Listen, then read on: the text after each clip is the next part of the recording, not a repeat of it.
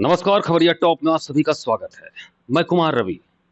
खबरिया टॉप की टीम इस समय राजधानी लखनऊ से तकरीबन 250-300 किलोमीटर दूर जौनपुर जनपद के केराकत तहसील मुख्यालय पर है। दौरा चल रहा है।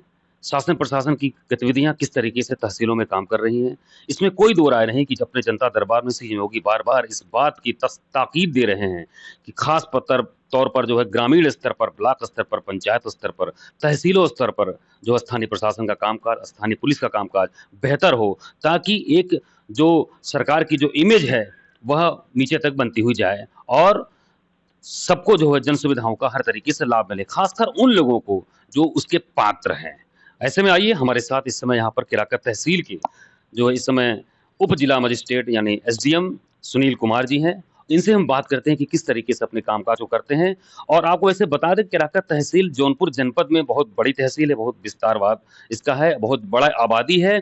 इसके पहले इसको आईजीआरएस में पूरे प्रदेश में जो है तहसीलों में आईजीआरएस के निस्तारण में सर्वोच्च स्थान मिला था। इसके पहले जो यहाँ पर महिला जो है एसडीएम यहाँ पर रही। इसके बाद आप जानते हैं कि आगे की स्थिति अभी क्या चल रही है, मौजूदा समय में किस तरीके से सुनील कुमार भारती जी अपने प्रशासनिक कार्य दक्षता के बदौलत अपनी टीम के साथ, लेखपाल के साथ, तहसीलदार के साथ, नायब तहसीलदार के साथ किस तरीके से जो है समस्याओं का निस्तारण और सूबे की योगी सरकार की जो दिशा निर्देश हैं उसका अनुपालन करते हुए किसी का खासकर राजस्व जो फोकस उनका रहता है बार बार, और साथ ही जमीन से संबंधित जो वाद विवाद है उनसे जुड़े जो निस्तारण करने की जो एक वहां से ऊपर से ताकीद दी गई है उसके बारे में हम बात करते हैं। सर, आपका बहुत बहुत शुक्रिया पहले खबरिया टॉप से बात करने के लिए। और धन्यवाद आप लोगों को। देखिए, जहाँ तक आईजीआरएस का सवाल है तो मंथ जुलाई और अगस्त में हमारे तहसील की रैंक 1 आई थी। इससे पहले भी मार्च में भी थी हमारे समय में। इससे पहले मैं एसडीएम सदर था जौनपुर में ही, तो वहाँ पे भी मैं 3-4 बार मेरे तहसील की रैंकिंग फर्स्ट थी पूरे उत्तर प्रदेश में। तो जहाँ तक आईजीआरएस का सवाल है तो आईजीआरएस पोर्टल जो है, पोर्टल पे जिलाधिकारी के माध्यम से पोर्टल पे या फिर मुख्यमंत्री जी के या अलग अलग उस पे पोर्टल पे अलग अलग जो उसका लेवल है उस पे जाके लोग शिकायत करते हैं। उसका हम लोग उसकी जांच करते हैं, आरआई लेखपाल फील्ड में जाते हैं। उसके बाद उसका फीडबैक लिया जाता है। फीडबैक एक हमारे पास टीम हमने बनाया है तहसील में, तो उसका फीडबैक लेते हैं। उसके बाद अगर हम लोग संतुष्ट होते हैं तब उसको अपलोड करते हैं। उसमें सबसे इम्पोर्टेंट है कि जो शिकायत करता है उससे फीडबैक लेना, वो संतुष्ट है कि नहीं। पता चला कि निस्तारण हमने कर दिया, अगर वो संतुष्ट नहीं है तो वो प्रकरण सी श्रेणी में चला जाता है। कई बार वो लोग शासन से भेज देते हैं हम लोगों को कि ये सर, यही सबसे बड़ी दिक्कत आ रही है तहसीलों में, जो आपने कहा इस माइन्यूट जो ऑब्जर्व कर रहे हैं कि निस्तारण का जो तौर तरीका है वो कहीं ना कहीं उसमें अनियमितता जब हो जाती है तो वो जो उसका जो शिकायत का जो श्रेणी होता है वो कहीं ना कहीं इधर उधर हो जाता है। हाँ, तो ऐसे में ये दिक्कतें। हाँ जी जी, तो वो हम लोग उसको इंश्योर करते हैं, उसको रीचेक कराते हैं, फीडबैक लेते हैं। एक टीम है जो लेखपाल उसमें है। और सर, अभी हमारी टीम आई आपसे मिलने, तो अभी आप तमाम यहाँ पे लोग खड़े थे तो लोगों को पता लगा नहीं सर मिलते हैं, और आप कहीं कंप्यूटर सिस्टम में आप हमको लग रहा था कहीं चेकिंग कर रहे थे आप कुछ। हाँ, एक्चुअल में क्या है कि कोर्ट का मैं देख रहा था कि कितनी पेंडेंसी है। जी जब मतलब पिछले महीने भी हमारे कोर्ट से 700 केस का डिस्पोजल हुआ है। जी और हम लोग हमेशा ही, जैसे अभी अभियान चला के, जैसा कि माननीय मुख्यमंत्री जी का निर्देश है कि जो धारा 24 के केस हैं, जो पैमाइश जिससे होती है, वो 90 दिन से ज़्यादा लंबित न रहे, और जो बंटवारा का है वो 180 दिन है। तो हम लोग नॉर्मली जो धारा 24 या जो धारा 116 है बंटवारा का, जी इसमें हर 2-3 दिन की डेट देके जल्दी जल्दी इन केसेज का डिस्पोजल कर रहे हैं हम लोग। क्योंकि मेनली आप देखेंगे जौनपुर में जैसे छोटे छोटे किसान हैं, जी। तो यहाँ पे मेनली 2 टाइप के डिस्प्यूट ज़्यादा है। एक तो पैमाइश को लेके कि मेड़ तोड़ दिया कोई, हाँ हाँ। पत्थर उखाड़ दिया, तो ये एक मेजर समस्या है। दूसरा क्या है कि बंटवारे को लेके, क्योंकि यहाँ पे काफ़ी लोग जो है काम करने वाले हैं जो कि गुजरात, बॉम्बे ऐसे स्टेट्स में डेली लाइवलीहुड के लिए जाते हैं।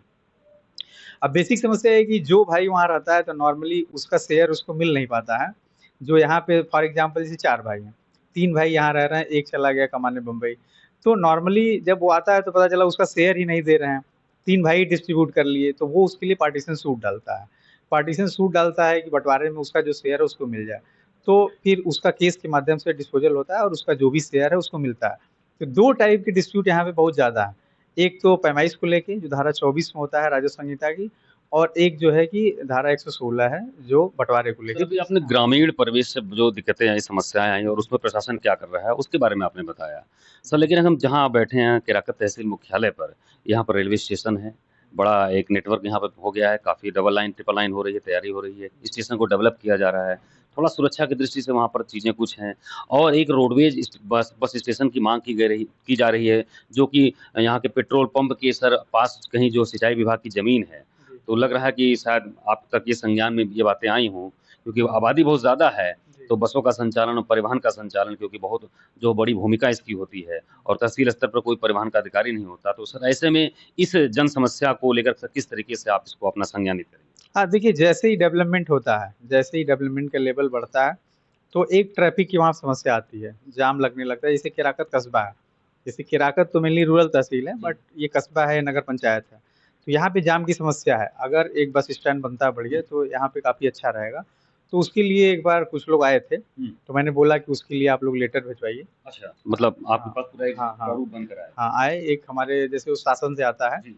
फिर डीएम सर के माध्यम से हमारे पास आएगा कि उनको लैंड अवेलेबल करानी है, तो हम लोग उसको प्रोवाइड कराएँगे, जिससे कि मुझे लग रहा है सर यहाँ के जो जनप्रतिनिधि यहाँ के जो विधायकगण हैं, ये जो भी हैं, वो लोग अगर उस लेवल से इसको पहल लाए। करें तो ऑब्वियसली हाँ, तो उसमें हम लोग मदद करेंगे। सर अभी पीछे कुछ दिनों पहले यहाँ पर जो है किराकत बाजार में ही एक बुजुर्ग थे जो सड़क पार करते हुए सड़क हादसा हो गया, काफी जो है एक बड़ा झकझोर कर देने वाली घटना रही। तो ऐसे में सर सड़क सुरक्षा जन जागरूकता सप्ताह अभियान ये तमाम चीजें हैं सर, ये तहसीलों से दूर क्यों हैं? हाँ, देखिए नहीं, बीच-बीच में जैसे अवेयरनेस प्रोग्राम जो होता है हम लोग करते रहते हैं। जैसे मैं जिले पे था, तो जो सीओ लाइन है जी। और भी जो अधिकारी हैं, जी। टीआई होते हैं, ट्रैफिक इंस्पेक्टर होते हैं, तो उनके माध्यम से जागरूकता होता रहता था और यहाँ पे भी होता है। लेकिन इसको और इंटेंसिफ़ाई करने की ज़रूरत है कि हर लोग अवेयर हों, कि जैसे कोई भी बच्चा है, बिना डीएल के वहाँ हाँ सर ये चीज़ है बड़ा ना? है। एक तो ड्राइविंग लाइसेंस बहुत मैंडेटरी है, बिना डीएल के ना चले। दूसरा हेलमेट लगाएँ, इससे बहुत सारे जो गवर्नमेंट का डेटा है, तो ऑलमोस्ट जो एक्सीडेंट्स है, रोड एक्सीडेंट्स से 3 लाख लोग हर साल डेथ होती होगी almost, more than that, even more than that. तो हमें ये ज़रूरी है कि एक तो अवेयर होना चाहिए, हेलमेट बहुत ज़रूरी है सेफ्टी के लिए और बिना डीएल के नहीं चलाना चाहिए। तो जो जैसे यंग बच्चे हैं, उनको मोटिवेट करना चाहिए कि ये चीज़ें वो अपने व्यवहार में लाएँ, जिससे कि ये एक्सीडेंट जैसा कि आप सर कस्बे के ये बारे में मोटिवेशन सर ज़मीन स्तर पर क्रियान्वित जब तक नहीं होता तब तक मोटिवेशन ही रह जाता है। तो सर ऐसे में कि आपको नहीं लगता कि बतौर एसडीएम सर यहाँ पर केराकत में तमाम ऐसे स्कूल्स हैं, सामने ही महिला बालिका inter college, public inter college है, कॉन्वेंट स्कूल है। सर ऐसा कोई दिशा निर्देश यहाँ के मैनेजर प्रबंधन के लिए आपके पास जाए कि बराबर वो स्कूलों में इस तरीके से अवेयरनेस प्रोग्राम चलाएँ और मौके दर मौके आप या आपका कोई प्रतिनिधि वहाँ पर बच्चों के बीच जाता रहे? जी। ट्रांसपोर्ट डिपार्टमेंट से हम लोग बात करके इसको और ज़्यादा इंटेंसिफ़ाई करेंगे। स्कूल हैं, कॉलेजेज़ हैं जो, कि ज़्यादा से ज़्यादा लोग अवेयर हों, जिससे कि उनकी सेफ्टी सुरक्षा और जो बढ़िया रहे, जिससे कि एक आम जनमानस में अच्छा मैसेज भी जाए। सर पता चला कि सर आप एक बेहतर खेल में भी रुचि रखते हैं, तो सर किस तरीके से आप खेल और एक बतौर प्रशासक के तौर पर कैसे आप दोनों को समन्वय बनाते हैं? नहीं, जो टाइम मिलता है शाम में, जैसे मैं रनिंग में ऑल इंडिया सिविल सर्विसेज में पिछली बार भी मैं नेशनल गया था खेलने और इस बार भी मैं ऑल इंडिया सिविल सर्विसेज में स्टेट में मैं गया था बैडमिंटन खेलने। तो जो मुझे शाम में समय मिलता है उसमें मैं टाइम निकालता हूँ और स्पोर्ट्स स्पोर्ट्स क्या है, फिजिकल और मेंटल फिटनेस दोनों के लिए बहुत मैंडेटरी है। तो ये बहुत ज़रूरी है कि आप अपना डेली का जो काम सर है, अपने नए जो है सिविल एस्पिरेंट्स के लिए क्या कहना चाहेंगे आप? नए सिविल एस्पिरेंट ये है कि फ्रॉम जैसे तैयारी के पॉइंट ऑफ व्यू से आप जानना चाहें। बेसिक ये है कि किस तरह जैसे से मेंटल फिजिकल को अपना जो है बैलेंस करके चले? हाँ, मेंटल एक तो जैसे स्पोर्ट्स तो बहुत ज़रूरी है। आदमी के जो मेंटल फिटनेस है, उसके लिए स्पोर्ट्स बहुत ज़रूरी है। इसके अलावा जो बेसिक एक तो न्यूज़पेपर है, जिसकी कि रीडिंग बहुत मस्ट है। जैसे कि सर ये जो आपने बहुत बड़ी बात कर दी, इस समय तो सर न्यूज़पेपर कोई देखता ही नहीं, सब मोबाइल पे। हाँ, जैसे क्या है कि जब आप देखेंगे बहुत पहले जब इंडिया-चाइना वार था, जी। एक दिन मैं इवोल्यूशन ऑफ मीडिया पढ़ रहा जी। था। तो उसमें था कि पहले जब इंडिया-चाइना वार था, तो उस समय जो न्यूज़पेपर था, वो डेली नहीं आता था। जैसे वीकली था या वीक में 2 बार आता था। तो जो उसके एडिटोरियल हैं, लोग बहुत डिटेल में पढ़ते थे, एनालाइज़ करते थे कि ऐसा-ऐसा हुआ है, नेक्स्ट टाइम क्या आएगा। सर आगे जैसे इवोल्यूशन हुआ, डेली न्यूज़पेपर आने लगा, फिर जैसे रेडियो हुआ, टेलीविज़न हुआ, उसको एक्सटेंड करते-करते आज जैसे सोशल मीडिया और डिजिटल मीडिया का दौर आ गया है। अब इसमें क्या है कि इतनी ज़्यादा न्यूज़ है, डेली आती रहती है सोशल मीडिया पे, कि लोगों के पास समय नहीं है कि उसको रीड कर पाएँ। नॉर्मली हेडलाइन्स आदमी पढ़ते हैं, आगे बढ़ते हैं। तो लेकिन न्यूज़पेपर बहुत ज़रूरी है, उससे एक डेप्थ अंडरस्टैंडिंग डेवलप होती है और ख़ासकर से एडिटोरियल क्योंकि एडिटोरियल जो भी है एक्सपर्ट लोग लिखते हैं। जी। तो उसको हमें पढ़ना चाहिए डेली। एस्पिरेंट्स के लिए तो खासकर ये मैंडेटरी है और काफ़ी एसेंशियल है। जो जैसे द हिंदू हुआ, इंडियन एक्सप्रेस हो गया, जो भी अपने हिंदी के जो न्यूज़पेपर हैं, अच्छे न्यूज़पेपर हैं, उनको डेली बेसिस पे पढ़ के एक अंडरस्टैंडिंग डेवलप होती है। तो ये और बाकी एनसीईआरटी तैयारी के लिए बेसिक एनसीईआरटी तो मस्ट है। सर आपको पता ही होगा कि सर कभी जौनपुर के जिलाधिकारी हुआ करते थे सुभाष एलवाई साहब जो है, इसमें पैरा बैडमिंटन ओलंपिक में काफी बड़ा उन्होंने झंडा गाड़ा तिरंगा का। तो जो खेल का जो आपने अनुभव कहा कि जौनपुर की धरती से जो भी प्रशासक रहे सबके साथ कुछ ना कुछ जुड़ा रहा है, और बड़ा अच्छा लगा सर आपसे बात करके। और सर हमारे खबरिया टॉप की तरफ से सर आपको बहुत बहुत बधाई। और सर कोई नई योजना जो आप अपने तहसील में आप सोच रहे हो, किस तरीके से यहाँ पर और चीजों को बेहतर ढंग से कुछ किया जा सकता जैसे जो मेनली मेरा फोकस रहता है, 2 चीज़ पे रहता है, जैसे एक आईजीआरएस और कोर्ट केस। है? जी क्योंकि लोगों की जो समस्याएँ हैं, वो कहीं न कहीं कोर्ट से रिलेटेड हैं। जैसे एप्लीकेशन मिसलेनियस कोई लेके आता है कि जैसे किसी का काम ये गलत हो रहा है, उसको रुकवाना है। या कोई आता है एप्लीकेशन लेके कि मेरा काम सर ये होना चाहिए। तो ये मेनली बहुत सारे मैटर में कोर्ट से रिलेटेड होता था। अगर कोर्ट से डिस्पोज़ल होगा तो रियल डिस्पोज़ल होगा उनका, वाक़ई में उसका निस्तारण होगा। अदरवाइज़ मिसलेनियस पे एप्लीकेशन पे क्वालिटी वाइज़ डिस्पोज़ल नहीं हो पाता है। तो एक तो ये है, बाकी जैसे जो समस्याएँ हैं लोगों की, जैसे अलग-अलग डिपार्टमेंट में, चाहे जैसे कि हम लोग अभी एक अभियान चला रहे थे कि जो ब्लॉक है, जी जैसे मेनली चक्रोड की बहुत सारी समस्याएँ जी रहती हैं कि एक्चुअल में चक्रोड है कागज़ में, बट वहाँ पे बनाने में लोग दिक्कत कर रहे हैं, या चक्रोड है उसमें खड़ंजा नहीं बिछ पा रहा है। तो बीडीओ साहब से समन्वय स्थापित करके, पुलिस से समन्वय स्थापित करके हम लोग चक्रोड उसको क्लियर कराए। जो गवर्नमेंट लैंड है, बहुत अतिक्रमण था, उसको हमने काफ़ी खाली कराया। उसमें डेली की रिपोर्ट भी बनती थी। अभी थोड़ा 1 आध 2 महीने पहले काफ़ी चल रहा था। और इलेक्शन से पहले तो काफ़ी हुआ, इलेक्शन के बाद भी हुआ। उस समय थोड़ा, क्योंकि उस समय तो बीच में तो हम लोग इलेक्शन में ही बिज़ी थे, तो काफ़ी हम लोग किए। तो ये सब चीज़ों को हम लोग रेशनलाइज़ कर रहे हैं कि और क्या हो सकता है। जैसे बेसिक जो समस्या है, एक तो राशन कार्ड की आती है, कि जैसे गरीब आदमी है तो उसके पास राशन कार्ड होना चाहिए, आयुष्मान कार्ड होना चाहिए, और और भी जो इस टाइप के आवास से संबंधित है जो इश्यू, तो इसको हम लोग जैसे मॉनिटर करते हैं, तहसील दिवस पे भी एनालाइज़ करते हैं कि उस दिन सारे अधिकारी आते हैं।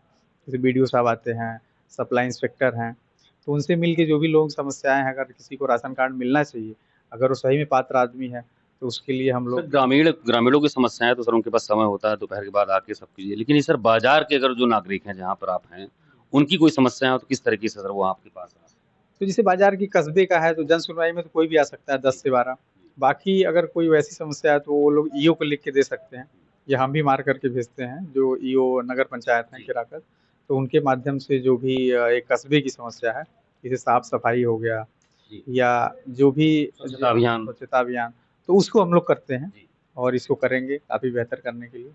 ये थे हमारे साथ एसडीएम केराकत सुनील कुमार भारती साहब। स्पष्ट इनका कहना रहा कि अभी भी अखबारों की प्रासंगिकता बची हुई है, भले ही सोशल मीडिया का ज़माना हो गया, मल्टीमीडिया का ज़माना हो गया है। अपने नए सिविल एस्पिरेंट्स के लिए इनका जो सोशल मीडिया अभी एक मैसेज रहा, और साथ ही इन्होंने बताया कि किस तरीके से यहाँ पर इनका फोकस जो है आईजीआरएस के विस्तार पर, और साथ ही कोर्ट में जो पेंडेंसी होती है, जो बार-बार सत्ता, सरकार और शासन कोई भी किसी भी दल का हो आता है, बार-बार आती है पेंडेंसी। इन पेंडेंसी की वजह से इसको लेकर हमारे खुद जो है सीजेएम जो है लेवल पे, सुप्रीम कोर्ट के लेवल पे कह चुके हैं कि नहीं, कोर्ट केसेस अगर इसकी पेंडेंसी अगर खत्म होती है तो बहुत स्तर से तमाम ऐसे वाद विवादों से निपटारा हो सकता है, और जनता को सही तौर पर, पात्र जनता को जो है उसका जो है सरकारी जन सुविधाओं का लाभ मिल सकता है। ये थे हमारे साथ एसडीएम केराकत सुनील कुमार भारती साहब। खबरिया टॉप की टीम से आप बने रहिए। मैं कुमार रवि, केराकत तहसील मुख्यालय से कैमरा पर्सन राजेश कुमार के साथ।